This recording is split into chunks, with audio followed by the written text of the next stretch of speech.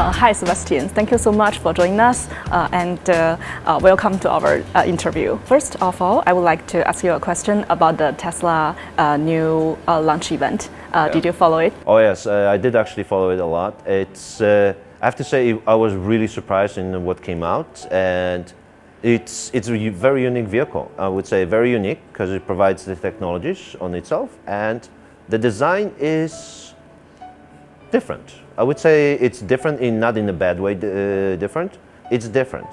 Yeah, so will you buy Cybertruck? As a motorcycle guy, I would have to see how much space there is in the back, because a vehicle such as this you would want to have so you can pull your own, let's say, bikes with it. It's all about the test ride at the end of the day, right? Looks aren't everything.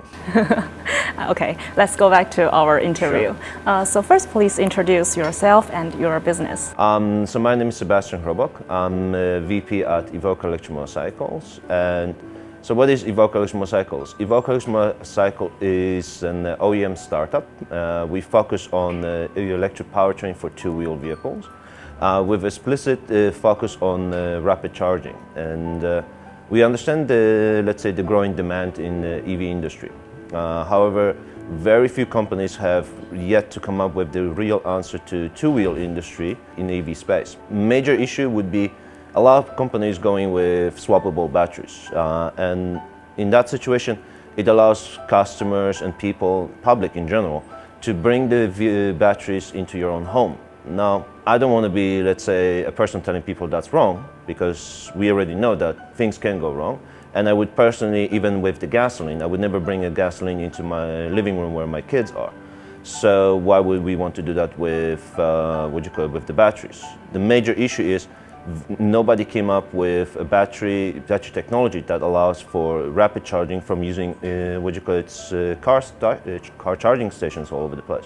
And that's where Evoke came in. Our systems from 60 volts to 300 volts allows for charging both scooters as well as motorcycles using normal AC charging stations and DC fast charging stations. Okay, so why do you choose China to start your own business?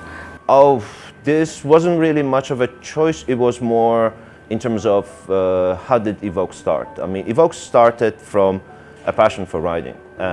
So me and together with my two other partners, Nathan Sai and Chris Ritter, we actually met over here. Everybody thinks it's really a kind of a cool story because we wanted to ride bikes. As you know, there's limitations, legalities so in Asia about these things. I completely understand that. Volume of the masses here. As we were looking at each other, we understood that electric vehicles are easier to ride. However, we didn't, as motorcycle riders, we didn't like the fact that it's slow, it's not fun. So what we decided to do is we first wanted to bring the bike in and potentially maybe see who builds what. But what people did, let's say, invented, one or two of those bikes were pretty much inventions, a rich man's toy. It wasn't something that you can use daily basis, and they were extremely expensive. So then I believe we had a beer or something like that, and we looked at each other and it's like, Seb, you're coming from mechanical background, Nathan comes from electrical background, and Chris comes from electronical background. And we said, technically we could build it ourselves. And that's what we did. We really just rent out this space and we start tinkering around and we built it ourselves. And it was supposed to be just for us, just something for a weekend to have something to do. If you think about it, it's a real startup, like when people describe like starting garage. And as we build it, other people came in and saying, yes, hey, I like what you guys doing. Can you build me one? Can you build me one?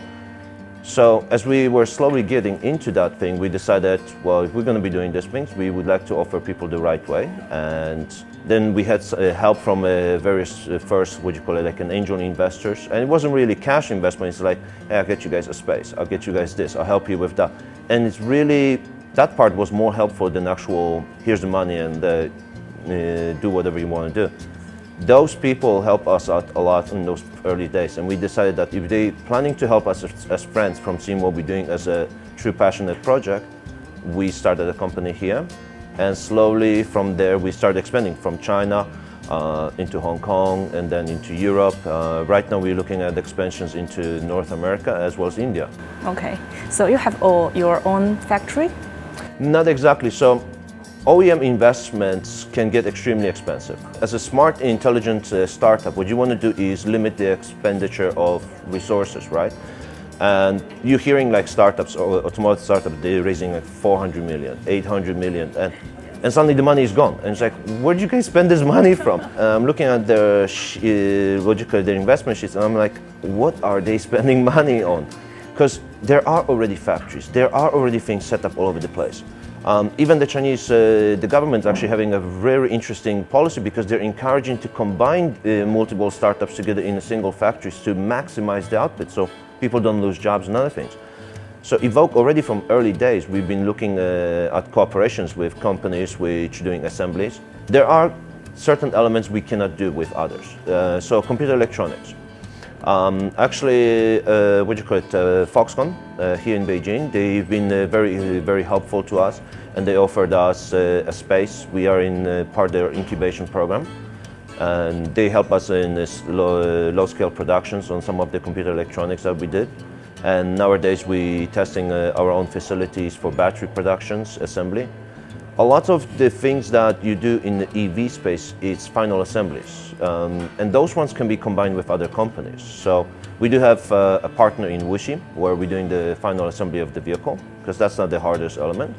However, many of the core components, computer electronics which navigate the vehicle, the BMS, as well as the the battery itself, the battery electronics things, that has to be done in-house. So these ones and you don't really need that much crazy space to do it. Of course, if you have more, you can do more, but you have to control yourself on how much you're spending. So are there any difference between the Chinese factory and the overseas? I would say the major difference is the mindset. It's like some of the employees are hired the first time. And when I was hiring the first mechanics, when I was hiring the first people to help me assemble the first bikes, I found two groups. Some of them just do things, and they really don't pay attention to what and how they want to do it. And then there's another group which they want to learn. And they said, Seb, you're having a mechanical background, you're Polish-German, you have this whole Western logic. Can you teach me how to make it better? And there was this one particular guy, Leo. He's great staff member right now. He's actually senior manager with us. And what I saw him doing once is he literally took a little, I don't even know what it was it a piece of paper or notebook, but he impressed me a lot. And I said, I want to invest my time in training this person on how the thing's done. He actually sat down, look at the object, look at the vehicle. He wrote down what was the issues and how to make it better, how to assemble better, how to put it together. And then he looked at the space, but we had the limited space, and it's like, I need to reorganize this. How can I make this better? And that approach, that made the big difference. So about the product, what's your target user group? How do you penetrate different tiers of cities in China? China is, for us, a secondary market at this moment in terms of penetration, because EV automotive is let's say, motorcycling in China, it used to be a very big thing because of the cycling, etc. Nowadays, it's slowly reborn, this automotive culture part of this. As such, a lot of people are still want to experience let's say, the feeling of gas vehicles. And it's really hard to re-educate the public over here, saying this is not a scooter, this is an electric motorcycle, because there have been so many fake companies. They just take a scooter, put a body on this, and they said, hey, here's a motorcycle. No, it's not like that. So I really don't want to re-educate and spend so much time. Here in China, what we're targeting is 25 to 35. Most of the people who purchased our products, they found us. They had their experience with other companies, they had experience with other scooters, and they already know what they're looking for. And I'll be frank with you, any person I put on the bike, they just ask me what's the payment plan I have. Really, yeah. Okay, so your Chinese customers are mainly from the top tier cities? Our customers are both male and female, it's a 50-50. Majority of them, they are in, I would say 60-70% are in the top tier cities. However, it's spreading really fast in the lower segments, in the second and third tier cities. For example, I recently just came back from Qingdao and Suzhou and other places well, nowadays it's really confusing to describe whether it's a first tier, second tier, because they're really big cities compared to the Western mindset. And people actually over there are looking for transportation that they can use daily. A lot of those people, they have offices downtown, and they start living very much a Western life, which means they live in the suburbs and they're driving to downtown, and they're finding that they don't want to spend an hour and a half in the traffic in a car. Yes. They prefer to even take a train downtown, and then they can commute on the motorcycle around. How do you see the domestic substitution in China? There are Xiaoniu, Emma, and even some Japanese and Korean brands in China. Yeah, I would say they are they're encouraging. The one major thing what I found is marketing issues. So let me give you an example. If you take any of these brands' websites in China and then you visit the European website, you'd notice big discrepancies in terms of what they're actually telling people and what is actually viable on the market. That's a major thing that what I don't like. Evoke has established itself worldwide as a strong, strong partner, and our both dealers, customers, they like us because we've been honest about everything from day one. This is exactly what it is. We try to explain them how the situation works and how the actual vehicle operates. Very much like Tesla. They never told you it's crazy too much. They just told you it is what it is, and that's how it's been done. And we took the same approach. How do you see the role of China in the new energy automobile industry? Are there any leading technologies or advantages that Chinese enterprise possess? A lot. Actually, what you would need to see is China as an emerging country. I think it all starts with the hunger for technology. Before I even start talking about the cars, I would suggest try to look into the elders. So, if you go to Europe, America, and other places, you sit down with your grandparents. Very few of them would even understand the concept of smartphone. Very few of them would understand the concept of using apps and other things and digital life. Right. Now in China it's different. China has been for so long been held back in some ways by the Western, let's say, dogma and other things. That now that when it's open, people are hungry for technology. They want to live a better life. This is what this country is about. It's like, I've lived in a country, I'm moving to the big city now that I am in the big city, I want to have a better, I want to move to that 21st century technology which we see in the sci-fi movies. I want that thing. And that drives the entire population here. Another thing is what you have to see when people start things. It's very different than the Western world. The startup environment here is built on a very simple approach. Go, try, do. You don't wait, you don't spend million hours on PowerPoints, etc. You go and try, you get that first MVP over there and you present it, you go out, you got with your university, present your things. People are hungry here to try to do something of their own because they understand even that my resume and school is one thing, right? But if I try and do something, then I can potentially apply for a job in Xiaomi, or I can apply for a job in the, Ninebot, or other places. They know that if they actually present a good quality idea and a good quality product, they can work their future. And that's where this whole automotive environment is being born from. Emerging technologies themselves over here, it's really hard to say. You know how entrepreneurs are. Entrepreneurs, they do like to describe big things. Yes. And as a big thing, you're always thinking about, it's going to be maybe in 2 years, 3 years. Very few, I would say what's right now and is it really possible, it's really doable. It's a little bit, I would say, when we were starting our company, right? And we were hoping to release our next bigger vehicle and other things already last year. But then realized we had 1 or 2 breakthroughs that, which allows us to extremely charge the vehicle. It's like in 15 minutes, like extreme quick charges. And then going like 400, 600 kilometers range, which is ridiculous.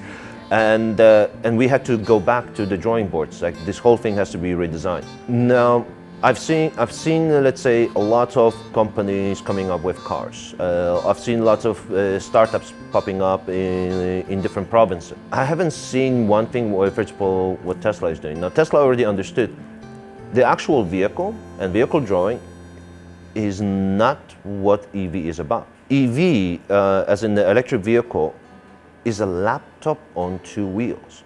Okay.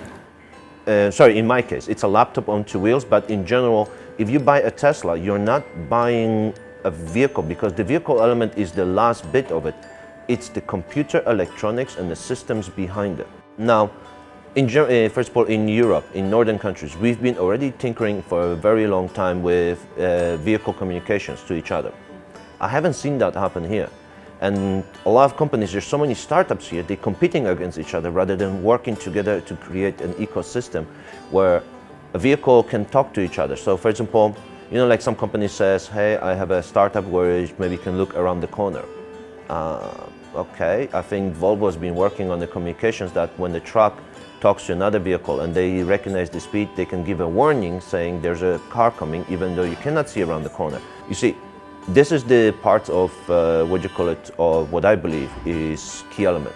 Is before you even start thinking autonomous, before you even start thinking this vehicle can move in the air, or whatever some people come up with, you have to be able to create a communication of the devices, the really IoT of the industry. And I haven't seen that yet. A lot of companies claim they can do radars, can do other things and so forth, and that is good because technically we had a radar in our cars right. Since 1990s. When you're reversing, there was a beep, beep, beep. That's a radar, really. What about the IoT communications? Can the vehicle tell you there's another vehicle coming, or telling you, first of all, hey, you know, I'm parking right behind you. They can talk to each other without actual interface from a human being, so that if this vehicle is detecting another vehicle and they communicate, not just by using radar, but communication between each other, they can actually, if you try to engage, to go forward, it won't let you because it knows there's another object there. So that, I believe, is something that is growing. I've heard 1 or 2 startups trying to work on these things. And I know that a lot of companies will keep it very secret until the moment it's released. When we talk about the new EV, we need to consider the cyber security problem. That's true. Do you have any plan for the cyber security protect in the Evoke? That's a very good question, and yes, we've been thinking about this for a very long time. So there are a number of features which customers have been asking us to allow them to use, and we will never do. So we will never, first of all, allow an actual digital access directly into the controller elements. Controller is the one thing that can mess with the vehicle in a lot of different ways, and we would never, basically, we would limit that element. As a vehicle, it is a vehicle. It's anything over 20, 30 kilometers an hour, it can already injure the other things if something doesn't work well. And digital security, a lot of people says, yes, we can protect you. I believe I was watching once a TV series about sci-fi and something like this, and inside there someone used a sentence, a signal goes one way, but because it goes one way, it can go another way too. Okay. So once something is transmitting, it can receive as well. It's just the way it works. It's a basic way to explain to an average person how the thing works. There is no fail-safe here. People will find a way around it. Someone will find a way to mess with the things. If it's by accident, is it for fun, is it mischievous to spite someone? Someone will find a way. And I've heard a lot of companies for about like 5-6 years raise tons of money. They haven't delivered the protection yet. So if you're trying to do something and over 5-6 years you haven't delivered, that means there must be a reason. I'm not a coder myself, so I really cannot say, but there must be a reason why people are having challenges. And major issue about this is because there is no hardware yet.